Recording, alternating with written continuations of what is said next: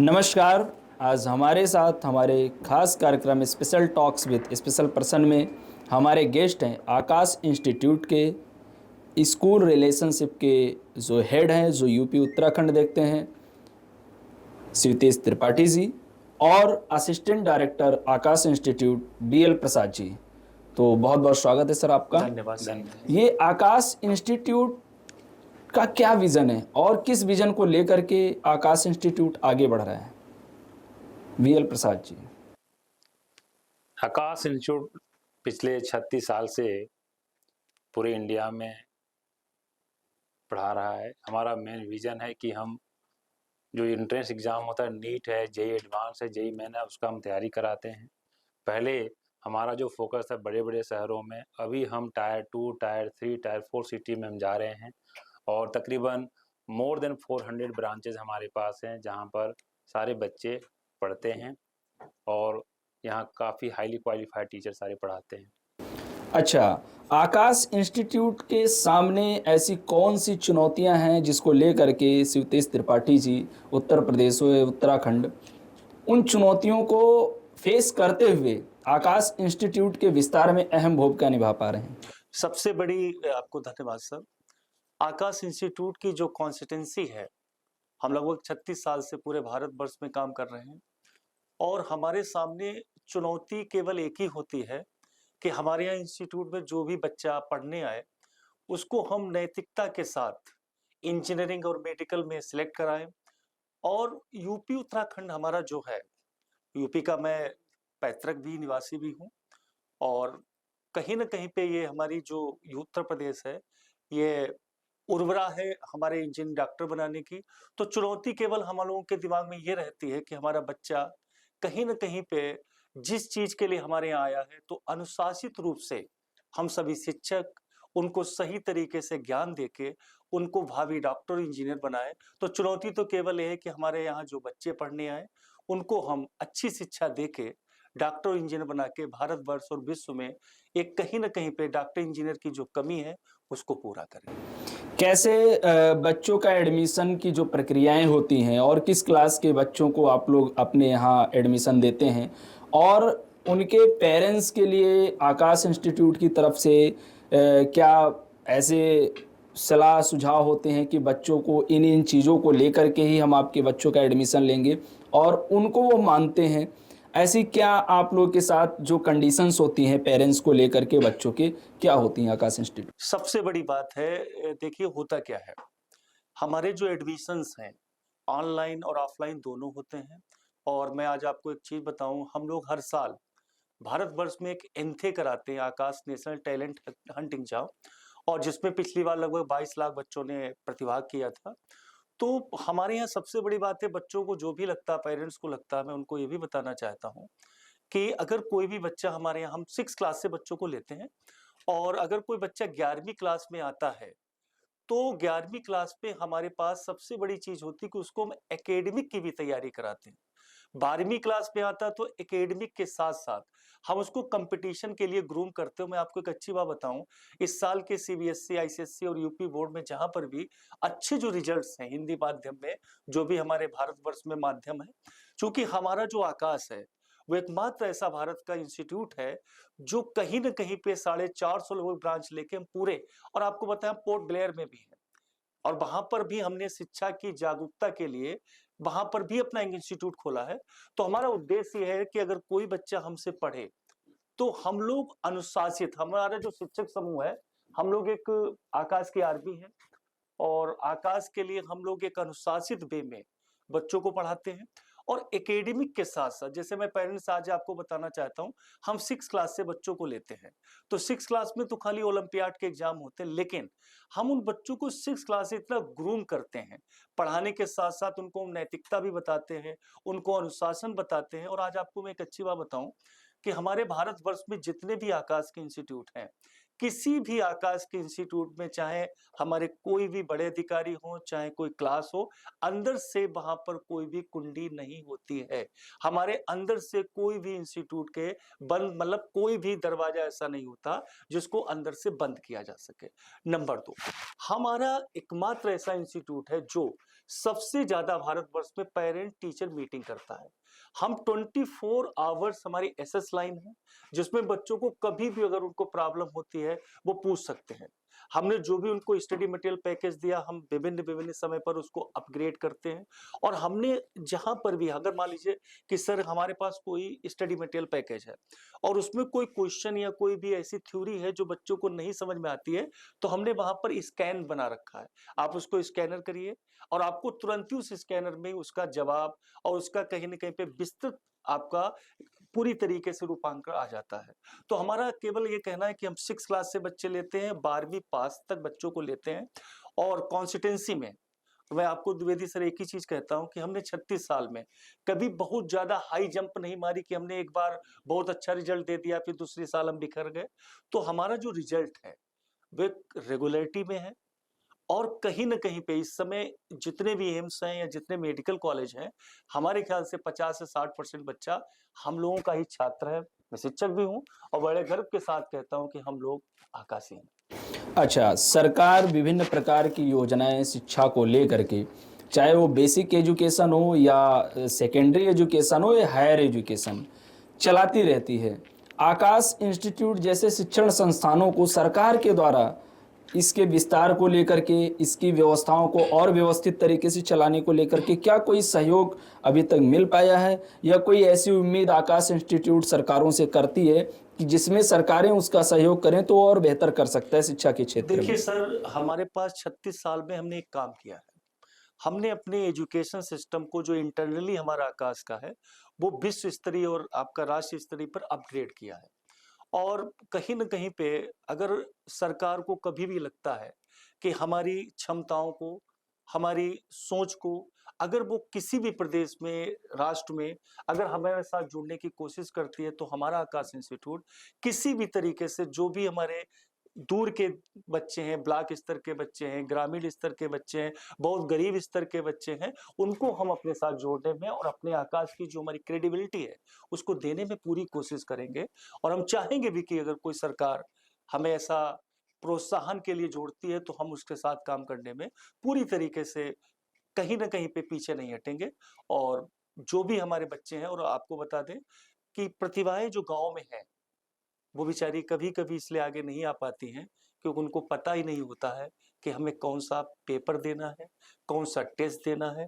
तो हम तो सरकार या आपसे भी एक गुज़ारिश करेंगे कि जो भी आपके माध्यम से हमें देख रहे हैं, आप लोग आकाश का या आकाश के शिक्षण माध्यम का या हमारे जहाँ पर भी आपको लगे हमारा उपयोग कर सकते हैं, तो हम आपके साथ हमेशा खड़े हैं। BL Prasad ji assistant director के रूप में आकाश इंस्टीट्यूट को लेकर के जिस तरीके से कार्य कर रहे हैं, तो कैसे मैनेजमेंट को संभालते हैं और मैनेजमेंट की व्यवस्थाएं क्या हैं आकाश की, किस तरीके से टीचर्स होते हैं और टाइमिंग शेड्यूल क्या है बच्चों के आने जाने का, तो ये कैसे आप लोग मैनेज करते हैं? देखिए, हमारे पास जो बच्चे जुड़ते हैं सर, जैसे बता रहे थे, क्लास 6 से लेकर के क्लास 12, 12 के बाद ड्रॉपर, जिसको हम आरएम बैच या पीएस बैच बोलते हैं। तो जो बच्चा क्लास 6 से लेकर के 12 तक है, तो मॉर्निंग में स्कूल जाता है वो, तो इवनिंग में हमसे जुड़ता है। उसकी timing normally across the India थोड़ा सा टाइमिंग चेंज हो सकता है, लेकिन नॉर्मली ये 4 PM से 7:15 तक चलता है ये। और मॉर्निंग क्लासेज जो कि 12th पास कर चुके हैं, वो नॉर्मली 10:30 से 3:30 तक चलता है हमारा। और सर एक और पॉइंट मैं ऐड करता हूँ कि हमारे यहाँ हिंदी मीडियम का भी बैच चलता है। अच्छा। और मैं बताऊं सर कि हमारे पास बच्चे जो यूपी के एकदम गांव एरिया से जो हमारे बच्चे आते हैं, जो 12th पास करके हमसे जुड़ते हैं, वैसे बच्चे बहुत उम्मीद लेकर के आते हैं। उसको इंग्लिश नहीं आता है, यदि मैं उसको लैंग्वेज सिखाना शुरू करूँगा तो वो जिस ऑब्जेक्टिव के लिए आया पूरा नहीं हो पाएगा। तो हमारे जो आरडी सर हैं, डीके मिश्रा सर, कहे कि उनको हिंदी में पढ़ाया जाए, क्योंकि हिंदी में पेपर होता ही। तो हमारे अक्रॉस हर ब्रांचेज में हमारे पास बैचेज हिंदी के चलते हैं, ताकि उनको लैंग्वेज का बैरियर ना हो और बच्चा एक्सेल कर पाए। मैनेजमेंट कैसे देखते हैं आप? मैनेजमेंट में हमारा तो मेन काम है रिजल्ट, कि कैसे रिजल्ट प्रोड्यूस करें। यदि पूरा जो आकाश सिस्टम है अपने बेस्ट रिजल्ट के लिए जाना जाता है। आज भी अभी नीट का पेपर हुआ है, तो टॉप 10 में 5 स्टूडेंट हमारे आकाश से हैं, टॉप 100 में 35 स्टूडेंट हमारे हैं।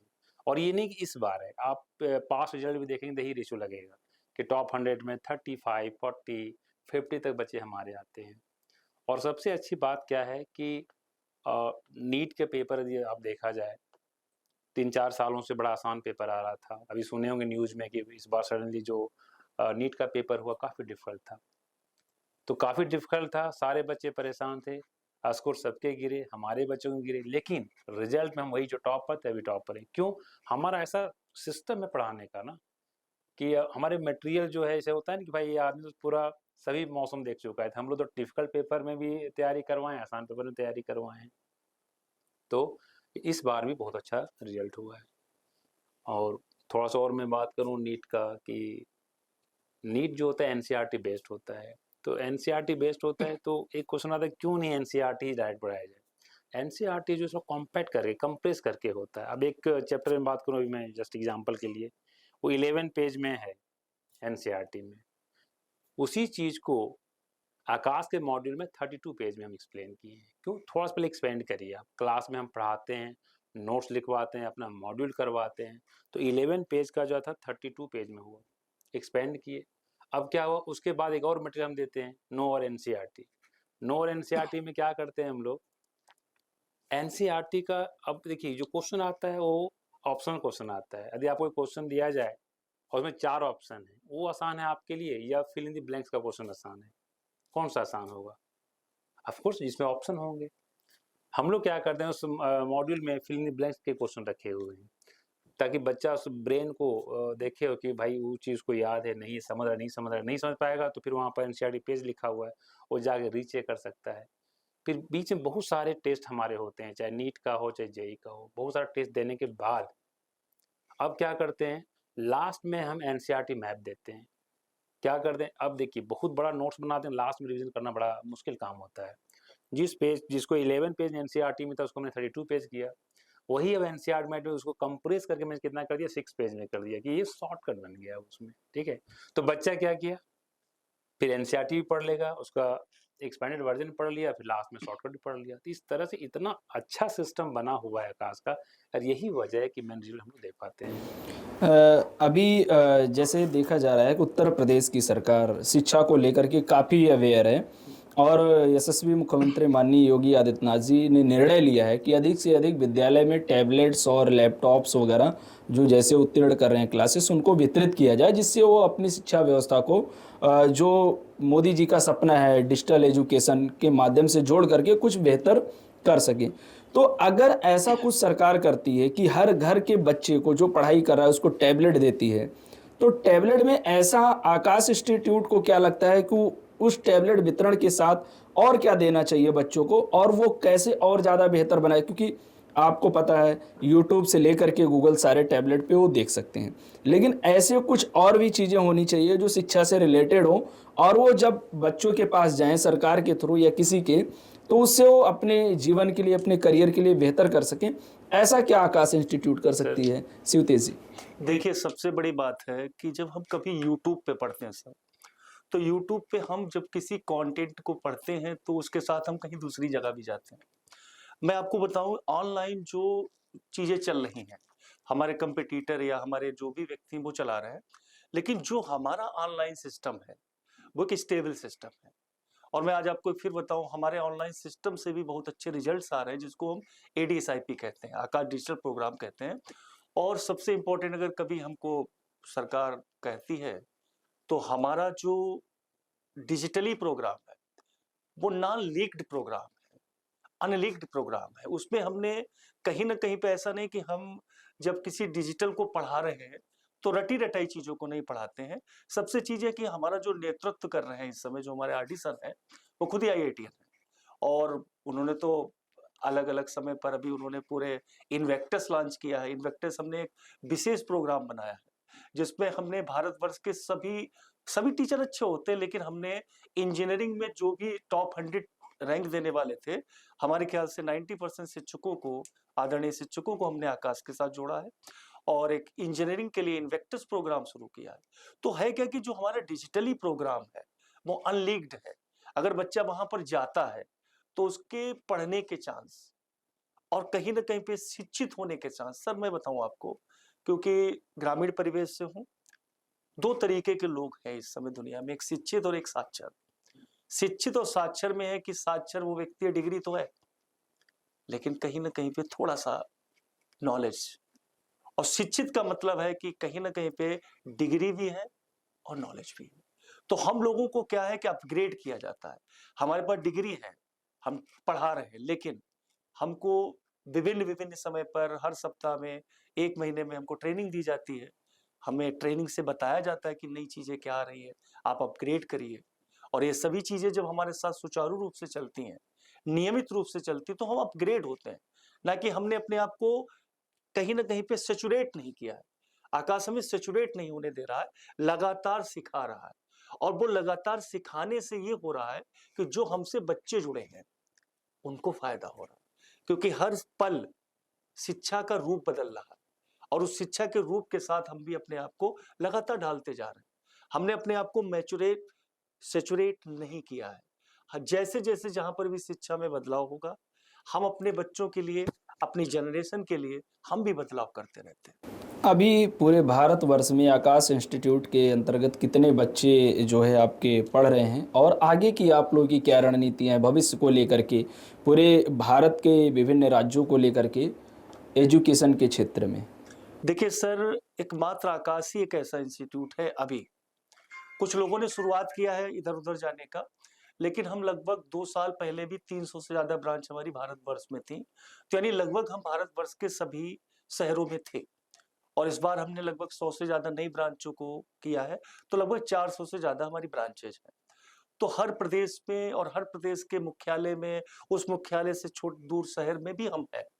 तो अगर किसी भी तरीके से देखा जाए, जो बच्चा आपका एक ए ग्रेड की सिटी का है वो भी हमसे जुड़ा है, और किसी छोटे शहर का वो भी हमसे जुड़ा है। और आज आपको एक अच्छी बात बताएं, रिजल्ट में कोई वेरिएशन नहीं है।